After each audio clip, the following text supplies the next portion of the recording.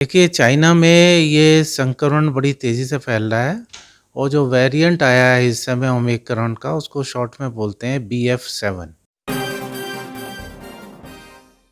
चीन में कोरोना ने कोहराम मचा कर रखा है। जी हां, वही चीन जहां से कोरोना की शुरुआत हुई थी, जिसके बाद विश्व के अलग अलग देशों में कोरोना का फैलना शुरू हुआ। इसके पीछे ओमिक्रॉन BF7 का भी अब नाम आ रहा है, जिसने दुनिया भर के देशों को चौंका कर रख दिया है। कोविड-19 संक्रमण की वजह बनने वाला कोरोना वायरस 2020 से लेकर अब तक कई बार म्यूटेट हो चुका है। अलग अलग वेरिएंट्स आए इसके, और अब ओमिक्रॉन BF7 की एंट्री। जी हां, चीन में कोरोना के नए मामलों के पीछे ओमिक्रॉन BF7 है, जिसका असल वैज्ञानिक नाम BF5217 है, और ये ओमिक्रॉन BA5 का सब वेरिएंट है और लगातार तेजी से फैल रहा है। तेजी से लोगों में संक्रमण के फैलने के कारण चीन में कोहराम मचा हुआ है। ऐसे में हमारे संवाददाता ने विशेष बात की है कोरोना को लेकर, आप खुद सुनिए। देखिए, चाइना में ये संक्रमण बड़ी तेज़ी से फैल रहा है और जो वेरिएंट आया है इस समय ओमिक्रॉन का, उसको शॉर्ट में बोलते हैं BF7। यहाँ तक हमने 2 तक तो देखे थे, लेकिन ये नया संक्रमण है और ये बाकी के कई देश हैं, जैसे जापान है, साउथ कोरिया है और ब्राज़ील है, अमेरिका है, यहाँ पे भी ये वेरिएंट देखा गया है। जो आपने देखी होंगी, जो पिक्चरें दिखाई दे रही हैं, तो उससे काफ़ी तेज़ी से बढ़ रहा है ये संक्रमण। आपने जैसे क्वेश्चन किया कि इंडिया को में इसका कितना खतरा है। देखिए, बाहर जो भी नया वेरिएंट आता है वो अल्टीमेटली इंडिया में तो आता ही आता है। जी।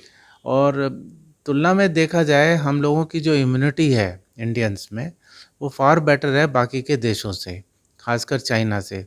चाइना में एक समय नो कोविड-19 पॉलिसी थी और वहाँ पे वैक्सीनेशन भी इतना अच्छा नहीं हुआ और वहाँ की जो वैक्सीन थी, इंडिया की जो वैक्सीन के कंपैरिजन में काफ़ी वीक थी। नेचुरल इन्फेक्शंस नहीं हुए, तो वहाँ की इम्यूनिटी बहुत कम है, जिसको कहना चाहिए हर्ड इम्यूनिटी बोलते हैं ना, जो सोसाइटी की इम्यूनिटी है बहुत कम है, तो वहाँ पे स्प्रेड ज़्यादा है।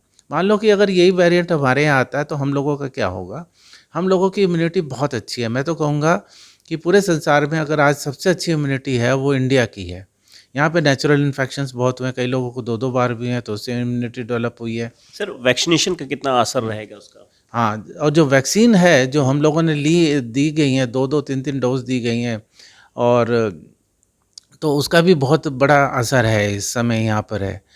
तो हमें बहुत ज़्यादा घबराने की ज़रूरत नहीं है। सर, एक सवाल लोगों के जहन में आता है कि जिसने बूस्टर डोज भी लगवा ली, क्या जो ओमिक्रॉन का जो नया वेरिएंट आया है, जिसकी आप जिक्र कर रहे हैं, क्या वो प्रोटेक्टिव है इस वैक्सीन से? उसको बचा जा सकता है? ये बताना बहुत ही अर्ली होगा इस समय, क्योंकि ऐसी हमारे पास में कोई इन्फॉर्मेशन नहीं है। लेकिन फिर भी मैं कहना चाहूँगा कि जितने भी वेरिएंट आ रहे हैं ये इम्यून एस्केप वेरिएंट हैं। ये इम्यूनिटी को भी एस्केप करते हैं, नेचुरल को, और साथ-साथ में आपकी वैक्सीन वाली को भी करते हैं। लेकिन वो कम होती है, एकदम से ख़त्म नहीं होती है, जिसको कहना चाहिए।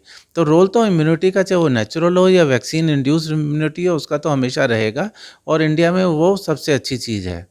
तो मैं यही कहना चाहूँगा कि जब हमारे यहाँ आएगा तो हमको बहुत ज़्यादा घबराने की ज़रूरत नहीं है। एक तो इम्यूनिटी की वजह से, दूसरी हमारी जो तैयारियाँ हैं कोविड से निपटने के लिए, आपने देखा होगा कि हमने पिछली 3 वेव्स कितने अच्छे ढंग से करी।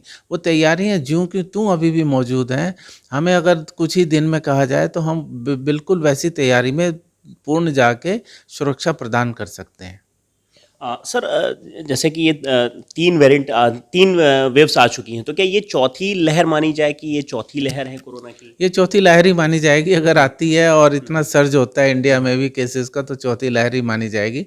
लहर का मतलब ये होता है कि जो आपका एकदम से बहुत ज़्यादा बढ़ना, जिसको केसेस का बढ़ना, और फिर उसके बाद में जो जितनी तेज़ी से बढ़ता है उतनी तेज़ी से कम भी होता है। तो ये जो वेव बनती है ना ऐसे, तो चौथी ही वेव ही कहलाई अच्छा, जाएगी। इस लहर में कितना हमें प्रोटेक्शन की ज़रूरत है? जो कोरोना प्रोटोकॉल पहले से चला आ रहा, उसमें कुछ और एडिशनल जोड़ने की ज़रूरत है, या वही 2 गज दूरी, मास्क है ज़रूरी, इनसे काम? देखो, ये तो जो आपने कहा 2 गज दूरी और मास्क है ज़रूरी, ये तो है ही। ख़ासकर जहाँ पे भी जहाँ पे भीड़ भड़ाका इलाका है, तो वहाँ पे तो हमेशा जाइए और अवॉइड करिए ऐसी जगह जाने के लिए। दूसरी जो है, हम लोगों को, जिन लोगों ने वैक्सीन नहीं लगी है, काफ़ी दिन हो गए हैं, या बूस्टर लेना है, वो ले लें। तीसरी चीज़ जो है, जो गवर्नमेंट ने एडवाइज़री जारी करी है, ये तो करी है जो मैंने आपको बताया है, और दूसरी एडवाइज़री जो जारी करी है कि जो भी नए इन्फेक्शन आएंगे इस समय, जिसमें वायरस डिटेक्ट होगा, उसका ना जीनोम सीक्वेंसिंग होनी चाहिए, हर एक की मैंडेटरी कर दी है।